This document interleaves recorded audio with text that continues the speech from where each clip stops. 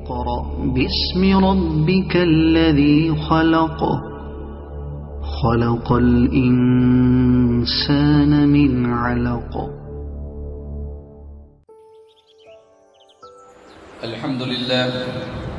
الحمد لله نحمده ونستعينه ونستغفره ونؤمن به ونتوكل عليه ونعوذ بالله من شرور أنفسنا ومن سيئات أعمالنا من يهده الله فلا مضل له ومن يضلله فلا هادي له ونشهد أن لا إله إلا الله وحده لا شريك له ونشهد أن سيدنا ومولانا وسندنا محمدا عبده ورسوله.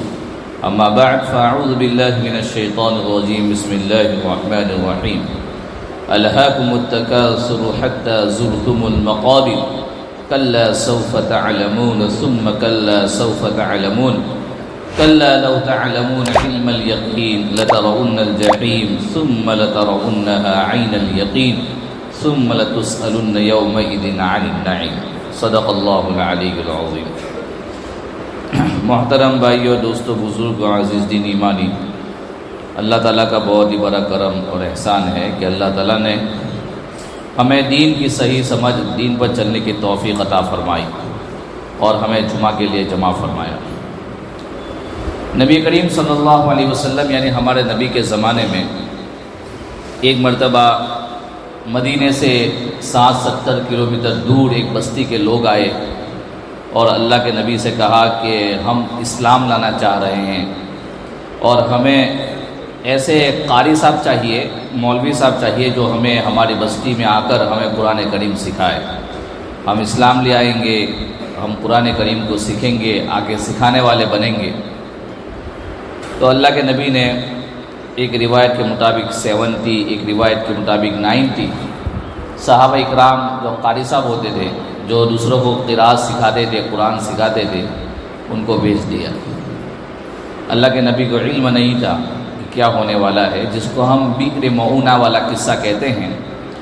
وہ صحابہ اکرام ان کے ساتھ تشریف لے گئے. ایک موقع جہاں ان کا خاندان، قبیلہ، ان کی بستی تھی، وہاں پر وہ صحابہ اکرام کے ساتھ دھوکہ کیا، ان کو گھیر لیا اور کہا کہ ہم کوئی اسلام قبول کرنے والے نہیں ہیں، بلکہ ہم تو آپ کو دھوکہ دے کر لائے ہیں، ہم تو آپ کو مارنے والے ہیں.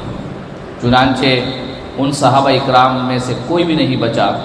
70 ہو، 70 ہو یا 90 ہو، سارے کے سارے صحابہ اکرام شہید ہو گئے.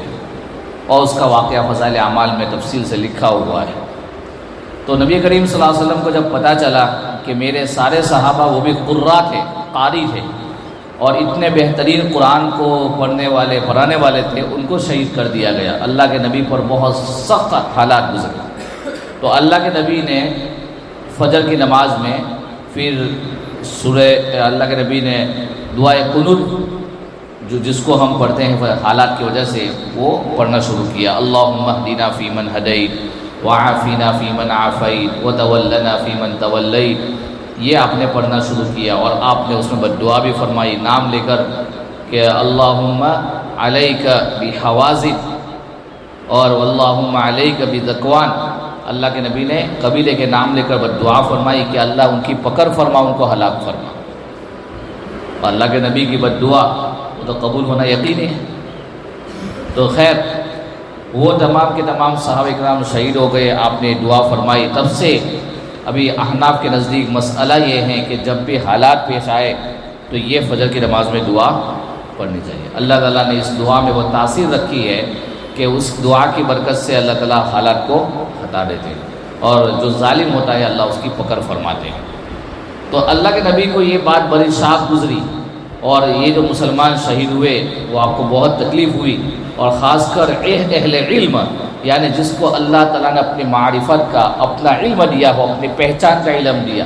دنیا کے سارے علم جو دوسرے لوگوں کے پاس ہے وہ چیزوں کی پہچان کا ہے.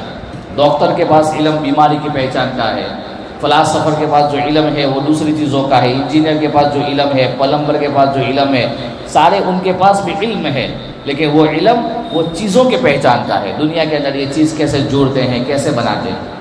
اور جو قرآن و حدیث کا علم ہے وہ اللہ کی پہچان کا ہے، اللہ کی ذات کون ہے، وہ کتنا عالی ہے، اس نے کیا کیا، کیا بنایا، وہ کیا کرنے والا ہے، اس کو پہچاننے کے کیا فائدے ہیں، اس کو پہچان کر زندگی گزاریں گے تو کیا ملنے والا ہے، آگے ہماری زندگی میں کیا ہونے والا ہے، اور کون سی زندگی آنے والی ہے۔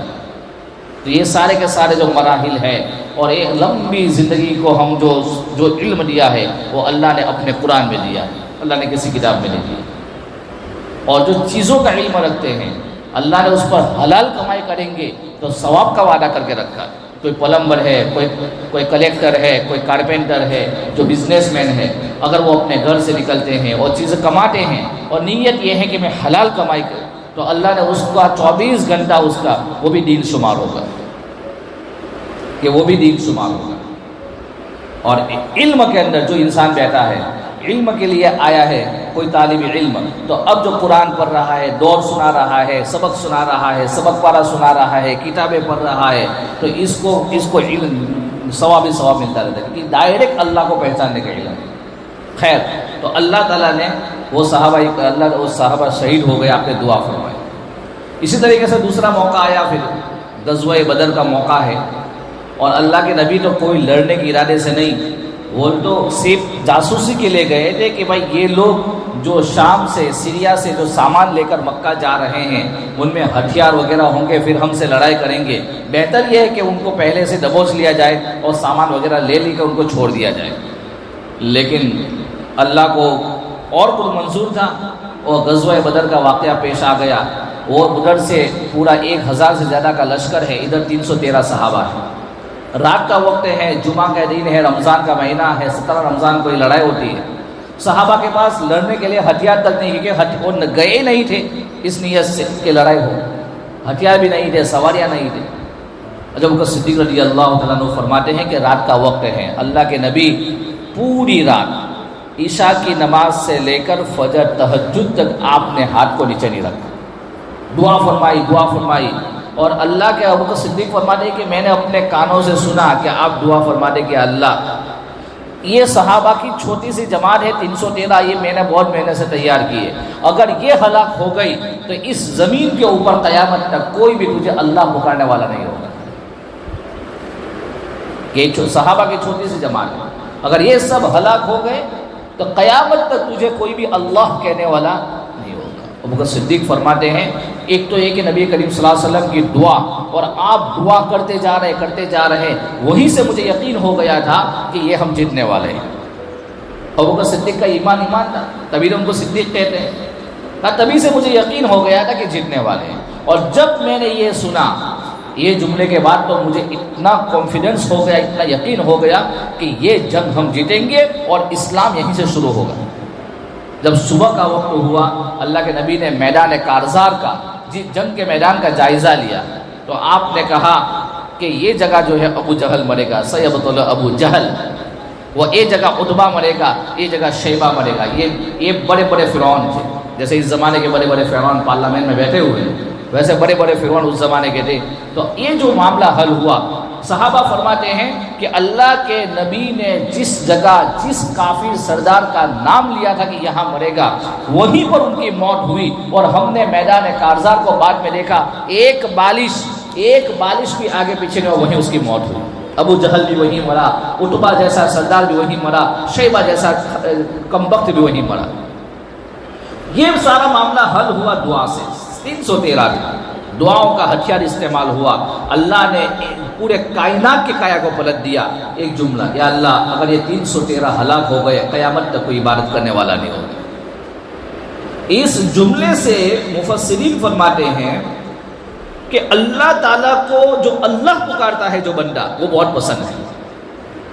یعنی ایک بندہ وہ ہے جو اللہ کو نہیں پکارتا، جو غیر اللہ کو پکارتا ہے، دوسرے معبودوں کو پکارتا ہے، لوگوں کو پکارتا ہے، دوسری چیزوں کو پکارتا ہے، اور ایک بندہ وہ ہے جو اللہ کو اللہ پکارتا ہے، حالانکہ اس کے پاس نماز نہیں، روزہ نہیں، زکوٰۃ نہیں، کچھ نہیں ہے، لیکن اللہ کو جو اللہ پکارتا ہے یہ اللہ کو بہت پسند ہے۔ اس لیے حدیث شریف میں آتا ہے کہ اللہ تعالیٰ اس کائنات کے نظام کو جب تک ایک اللہ اللہ کہنے والا ہوگا باقی رکھیں گے، لیکن جب ایک اللہ اللہ کہنے والا باقی نہیں ہوگا، اللہ اس کائنات کے نظام کو توڑ پھوڑ کر فنا کر دیں گے، کیونکہ اللہ کہنے والا ہو تو اللہ کو بہت پسند ہے۔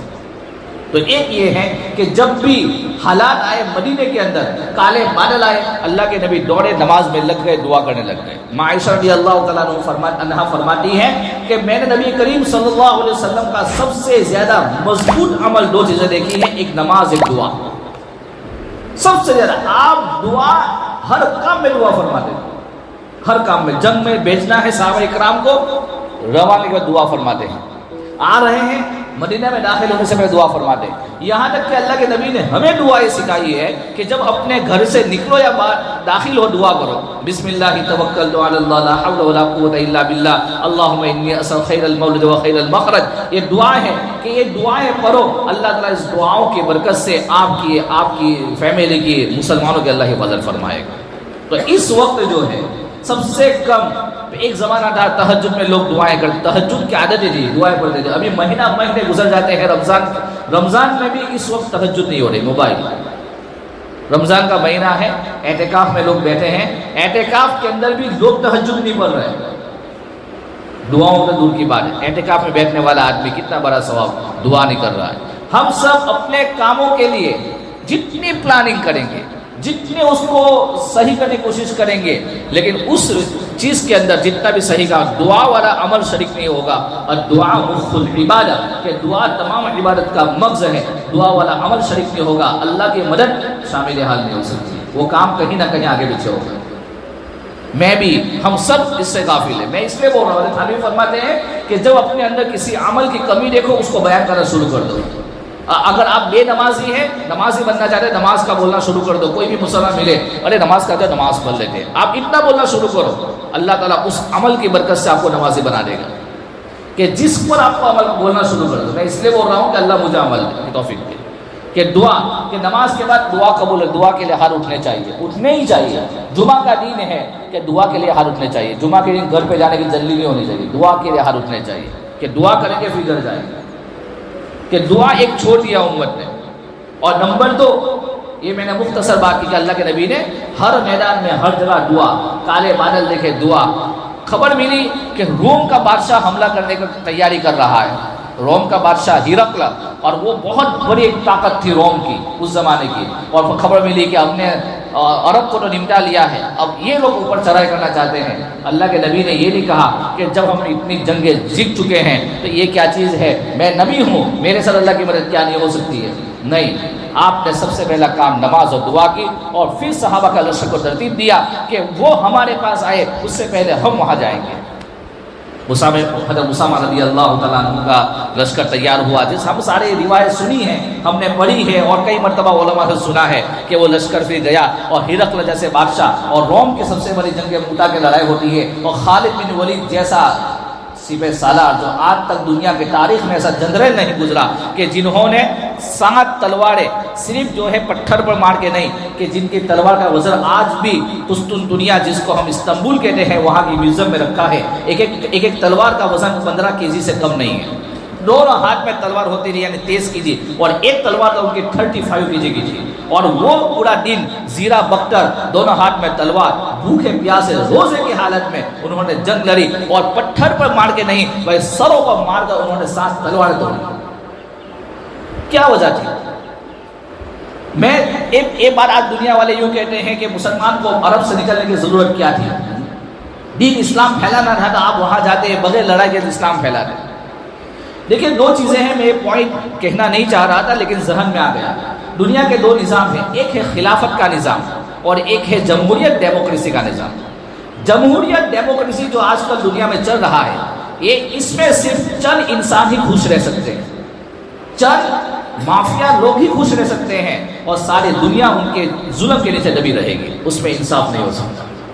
جمہوریت میں کبھی بھی انصاف نہیں ہوتا، اس میں چند فیملیز، چند مالدار، چند مافیا، چند طاقتور لوگ ہی اس میں بغیر انصاف کے ظلم و زیادتی کی چکی کو پیس کر خوش رہیں گے۔ دنیا کی اس زمین کے اوپر، اس دھرتی کے اوپر کبھی انصاف نہیں ہو سکتا۔ اس کو ڈیموکریسی، جمہوریت بولتے ہیں۔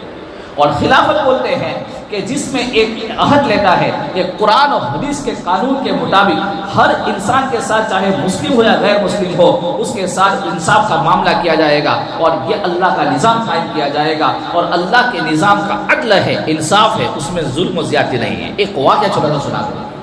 حضرت علی رضی اللہ تعالیٰ عنہ کی حکومت ہوتی ہے، آپ پوری دنیا کے خلیفہ پرائم منسٹر ہوتے ہیں، اور آپ کی زیرہ جو آپ ٹوپی پہنتے ہیں وہ چوری ہو جاتی ہے، جس کی بہت ویلیو ہوتی ہے، جنگ میں جس کو پہنتے ہیں وہ چوری ہو جاتی ہے۔ وہ چوری ہونے کے بعد وہ ایک مارکیٹ میں دکھائی دیتی ہے۔ مارکیٹ میں دیکھنے کے بعد آپ کہتے ہیں یہ تو میری ہے، اور ایک یہودی جو ہوتا ہے وہ کہتے ہیں میری ہے۔ آپ قاضی کے پاس جاتے ہیں، جو چیف جسٹس ہوتا ہے اس کے پاس جاتے ہیں کہ قاضی صاحب میں چاہے پی ایم ہوں لیکن معاملہ تو شریعت آپ کے ہاتھ میں ہے۔ تو جو قاضی ہوتے ہیں وہ آزاد کردہ غلام ہوتے ہیں، یعنی علم کی بنیاد پر اللہ تعالیٰ اس کو مقام دے دیتے ہیں، ورنہ وہ ان کا فیملی بیک گراؤنڈ غلاموں کا ہوتا ہے جن کو خریدا جاتا ہے۔ چنانچہ علی رضی اللہ تعالیٰ عنہ کو کھڑا کیا کٹہرے کے اندر، کہا کہ گواہ پیش کرو۔ یہودی کو کہا کہ دعویٰ حضرت علی نے کیا ہے، دعویٰ کرنے والا گواہ پیش کرے گا، اور جو دعویٰ کرنے والا گواہ پیش نہ کرے تو جو آدمی کی چیز ہے وہ قسم کھائے گا اللہ کی۔ یہ اسلام کا اصول ہے۔ حضرت علی رضی اللہ تعالیٰ عنہ دو گواہ پیش کرتے ہیں، اپنے بیٹا، ایک اپنے غلام کو، ایک اپنے بیٹے کو، اور شریعت کے اندر فیملی کی گواہی معتبر نہیں ہوتی ہے۔ چنانچہ آپ قاضی نے کہا کہ نہیں، یہ آپ کا بیٹا حسن حسین کی گواہی معتبر نہیں ہوگی، اور لاؤ کا، اور میرے پاس گواہ۔ لمبا واقعہ ہے، میں شارٹ کٹ میں سنا رہا ہوں۔ چنانچہ یہودی کو حکم ہوتا ہے کہ آپ قسم کھا لو، تو وہ قسم کھاتا ہے کہ میں یہ چیز میری ہے، اور وہ چیز اس کی ہو جاتی ہے، قیمتی چیز ہوتی ہے۔ یہودی باہر جاتا ہے، واپس آتا ہے، کتابوں میں لکھا ہے، وہ کہتا ہے کہ میں نے اپنی آسمانی کتابوں کے اندر پڑھا ہوا ہے کہ مسلمانوں کے خلیفہ کیسے ہوں گے، کہ اپنے آزاد کردہ غلاموں سے انصاف کروائیں گے قرآن حدیث کی روشنی میں۔ میں اصل میں پڑھا ہوا ہوں، میں جاننا چاہتا تھا کہ یہ انصاف کرتے ہیں کہ نہیں، حقیقت میں یہ چیز میں نے ان کی چرائی ہے، اور میں گنہگار ہوں، اور میں اسلام کو جاننا چاہتا تھا۔ میں ابھی کلمہ پڑھتا ہوں، لا الہ الا اللہ محمد رسول اللہ۔ یہ ہمارا انصاف ہے۔ روم کی سلطنت کی ایک بارڈر تھی، اور ادھر اسلام کی ایک بارڈر تھی۔ جس وقت حضرت علی کے بعد حضرت معاویہ رضی اللہ تعالیٰ عنہ یہ پورے عرب کے منسٹر تھے، پرائم منسٹر تھے، اور دونوں کے درمیان معاہدہ ہو گیا کہ ہم اتنے مہینے کے لیے جنگ نہیں لڑیں گے، اتنے مہینے جو ہے ہم جنگ بند رکھیں گے۔ چنانچہ اس وعدے کے مطابق 1 سال کی کسی کتاب میں 2 سال کا وعدہ ہے، جنگ بند رکھی گئی۔ آج رات کو 12 بجے جنگ کا آخری دن ہوتا ہے۔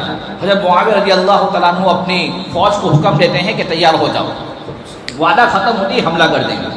چنانچہ اسلامی فوج کی پاور تھا، ایمانی پاور تھا، رات کو 12 بجے وقت ختم ہوتا ہے، حملہ کرتی ہے، اور شہر کے شہر فتح کرتے چلی جاتی ہے۔ ان لوگ کو معلوم نہیں ہوتا ہے۔ وہ لوگ کو جب علم ہوتا ہے تو وہ لوگ ایک سفید جھنڈا لہرا دیتے ہیں جو شانتی کی ایک نشانی ہوتا ہے۔ چنانچہ وہ لوگ مسلمانوں کی کورٹ میں آتے ہیں اور کہتے ہیں کہ معاویہ، ہم تمہیں تمہارے ہی اسلام کے مطابق تمہارے قاضی کے سامنے پیش کرنا چاہتے ہیں۔ تو حضرت معاویہ رضی اللہ تعالیٰ عنہ کو لایا جاتا ہے اور کہتے ہیں کہ دیکھیے جنگ بندی کا اعلان ہوا تھا، اس کے بعد اگر لڑنا ہی ہے تو دونوں طرف تیاری ہونی چاہیے۔ ہم نے نہ تیاری کی تھی، ہم یہ سمجھ رہے تھے کہ بھائی مسلمان تو وعدہ خلافی نہیں کرتے، آپ نے چاہے اپنے وقت کے مطابق کیا لیکن ہماری تیاری نہیں دی۔ قاضی صاحب کیا اسلام میں یہ حکم ہے؟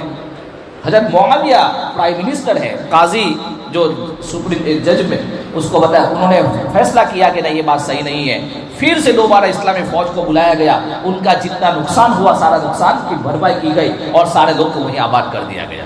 یہ معاملے کو دیکھ کر جتنے لوگ جو اسلام کو نہیں جانتے تھے، وہ اسلام کے بارے میں جو غلط سمجھ رہے تھے، مسلمان فوج چند دن وہاں رہی، اس کو دیکھ کر اور مسلمان کو لوٹتا ہوا دیکھ کر کہا کہ اگر یہ لوگ وہی چاہتے کہ ہم زمینوں پر قبضہ کریں تو یہ لوگ واپس نہیں جاتے، یہ واپس جا رہے ہیں، مطلب یہ کہ ان کے پاس کوئی پیغام ہے، اور سارے کے سارے لوگ مسلمان ہو جاتے ہیں۔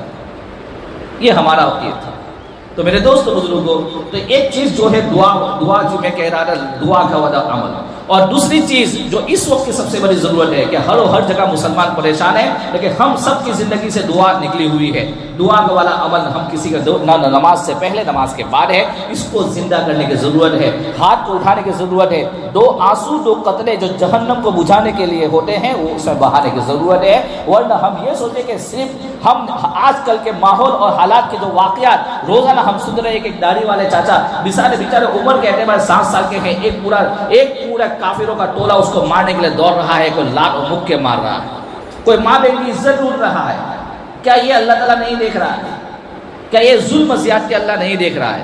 دیکھیے یاد رکھیں کہ ایک جملہ ہے، چنگیز خان نے جب مسلمانوں پر حملہ کیا تھا اور مسلمانوں کی سلطنت کی بین سے اینٹ بجا دی تھی، تو اس وقت مسلمان کے بہت بڑے علماء جو اس وقت نہیں ہے اس سے بڑے علماء اس وقت زندہ تھے، کہ اس وقت کے علماء اور اس وقت کا عامی آدمی کا تقوی کا مقابلہ نہیں کر سکتے، کیونکہ اس وقت ہمارے جیسے شیطان چیزیں جو ہمارے پاس آج موجود ہے ان کے پاس نہیں تھی۔ آج ہم میں سے کوئی انسان اپنے تقوی کا دعویٰ نہیں کر سکتا، ہم میں سے کوئی انسان اپنے تقوی کا دعویٰ نہیں کر سکتا ہے، کیونکہ یہ ہمارے مفتی تقی صاحب فرماتے ہیں یہ موبائل نہیں ہے، یہ میزائل ہے، یہ موبائل نہیں ہے، میزائل ہے، یہ ہمارے ایمان کو اور اس وقت کے نوجوان کے بہت بڑے لڑکے اور لڑکیوں کے طبقے کو جہنم کا ایندھن بنا چکا ہے، جہنم کا ایندھن بنا چکا ہے۔ خیر میرے دوستوں بزرگوں، تو اس وقت کے جو حالات ہم کو بتا رہے ہیں، جس طریقے سے ہمیں اس وقت رہنا ہے اور ہمیں اللہ سے دعا کرنا ہے، تو ان لوگوں نے چنگیز خان نے حملہ کیا تھا، لیکن اس وقت کے مسلمانوں کی جو غلطیاں تھیں اس سے زیادہ سنگین غلطیاں اس وقت کے مسلمان کر رہے ہیں۔ میں آئندہ جمعہ میں انشاءاللہ بتاؤں گا کہ مسلمانوں کی اس وقت غلطیاں کیا تھی کہ اللہ تعالیٰ نے عذاب کی شکل میں چنگیز خان کو بھیجا تھا، لیکن معاملہ کیسے حل ہوا؟ وہی بزرگ جو جنگل میں بیٹھے ہوئے دعا کر رہے ہیں، چنگیز خان کا کوڈا وہاں سے گزر رہا ہے لشکر کے ساتھ، یہ کون ہے؟ کہا یہ مسلمانوں کے جو مولانا کہتے ہیں وہ ہوتے ہیں، کیا گئے وہ دعا کر رہے ہیں، کون سا عمل ہے؟ وہ سارا واقعہ ہم تمام جانتے ہیں۔ پھر کیا ہوتا ہے؟ کہا کہ دیکھیے ابھی تو میرا باپ میرا دادا زندہ ہے، میں جب حکومت میں بیٹھوں میرے پاس آنا، ہو سکتا ہے کہ میں اسلام قبول کر لوں۔ تو یہ بزرگ جو ہے اپنی زندگی گزارتے ہیں اور وہ اس طاق میں رہتے ہیں کہ میں اس کو اسلام کی دعوت دوں۔ جب یہ حکومت میں بیٹھنے کی تیاری ہوتی ہے اس کا انتقال ہو جاتا ہے بزرگ کا۔ یہ بزرگ اپنے بیٹے کو کہہ دیتے ہیں کہ دیکھ اس نے مجھ سے وعدہ کیا ہے اور وہ اسلام قبول کرے گا، آپ جانا جب وہ بادشاہ بن جائے۔ جب وہ بادشاہ بن جاتا ہے یہ بزرگ جاتے ہیں اور وہاں پر پہنچنے کی طاقت تو نہیں ہوتی ہے، تو یہ اس کا جو قلعہ ہوتا ہے، بنگلہ ہوتا ہے بہت بڑا، اس سے کہیں تھوڑے دور پر روزانہ اذان دیتے ہیں، زور سے نماز پڑھتے ہیں۔ ایک مرتبہ لوگ اس کو پکڑ کے لے گئے، کہا کہ مجھے ملنا ہی ہے، کہا کہ چلو، پھر اس کو پوری بات یاد دلاتے ہیں۔ تو آپ کو معلوم ہے کہ اس نے پھر فوراً کیا کہا کہ ہاں میں نے وعدہ کیا تھا، وہ خود بھی اسلام قبول کرتا ہے اور پورا اس کا محل اسلام قبول کرتا ہے، اور تاتاری قوم پوری اسلام قبول کر دیتے ہیں، جس کے بارے میں علامہ اقبال نے فرمایا ہے کہ کعبہ کو مل گئے محافظ صنم خانے سے، کہ ساری دنیا کو ہلاک و برباد کر دیا تھا، لیکن وہی تاتاری قوم کے اندر وہ بادشاہ اسلام قبول کرتا ہے ایک انسان، اور پھر اسلام قبول کرتے کرتے انہی میں سے بڑے بڑے علماء پیدا ہوئے، امام بخاری اور امام ترمذی، یہ سب کے سب وہی تاجکستان سے پیدا ہوئے۔ تو اللہ کو ضرورت نہیں، تو اللہ تعالیٰ جب کوئی قوم اپنے حالات کو نہیں بدلتی ہے تو اس کو مار مار کر پیٹ کر اس کو ہلاک کرواتے ہیں اور دوسری قوم کو اللہ لاتے ہیں۔ انہی میں سے اللہ اچھے علماء اور اچھے فکر مند لوگ پیدا فرماتے ہیں، پھر وہ اسلام کی نئی بنیاد رکھتے ہیں اور اسلام کو پھر دوسری صدی تک چلاتے ہیں۔ ایک 100 سال پورے ہونے آئے ہیں اور چند سال باقی ہے اور یہ حالات رہیں گے۔ لوگوں کا دعویٰ نہیں، آج اسلام انشاءاللہ قیامت سے پہلے کہ بھائی 2050 تک ایک عدد ہے کہ پوری دنیا کا سب سے بڑا مذہب ہوگا، وہ ہوگا، لیکن اللہ اس کے لیے نئی قوم کو کھڑا کرے گا۔ کہ آج حالات کو دیکھتے ہوئے بھی ہمیں کچھ پتہ نہیں، ہمیں کچھ اثر نہیں، نہ کہ ہماری دعاؤں میں جان ہے، نہ نماز میں جان ہے، نہ کسی چیز میں جان ہے۔ حالات یہ ہے کہ ہم دن بدن بدتر سے بدتر ہوتے جا رہے ہیں۔ توبہ کرنے کی ضرورت ہے، کوئی توبہ کا خیال نہیں ہے۔ الہاکم التکاثر، کہ تم کو مال اور دولت کی لت نے اور عادت نے اور لالچ نے تم کو غافل کر دیا ہے۔ الہا یہ عربی میں کہتے ہیں کہ ایسے بیزی ہو جانا کسی چیز کو کمانے میں، کسی چیز کو کرنے میں، کہ اس سے امپورٹنٹ چیز کی طرف دھیان ہی نہ جائے، اس کو الہا کہتے ہیں عربی میں۔ کہ آج ہماری آخرت، ہماری جنت، ہماری جہنم، کہ جو اتنا اللہ نے انا اعتدنا للکافرین جہنم للکافر سعیرا، کہ ہم نے یاد رکھو کہ ان کافروں کے لیے دردناک عذاب تیار کر کے رکھا ہے۔ سلاسل و اغلال و سعیرا، زنجیریں ہیں، توق ہے اور ابلتے ہوئے شعلے ہیں۔ وجعلنا الاغلال فی اعناقہم، اور ہم ان کے گلوں کے اندر دہکتے ہوئے جھلستے ہوئے توق ڈالیں گے اور ان کو فرشتے ان کے جبڑے پکڑ کھینچیں گے۔ خذوا فغلوا، اللہ کا فرماتے ہیں، علماء فرماتے ہیں کہ جب اللہ کا حکم خذوا پکڑ لو، فغلوا اس کے گلے میں توق ڈال دو، تو ایک جملہ سنتے ہیں 70,000 فرشتے ایک جہنمی کو پکڑنے کے لیے کودیں گے کہ میں پکڑتا ہوں، میں پکڑتا ہوں۔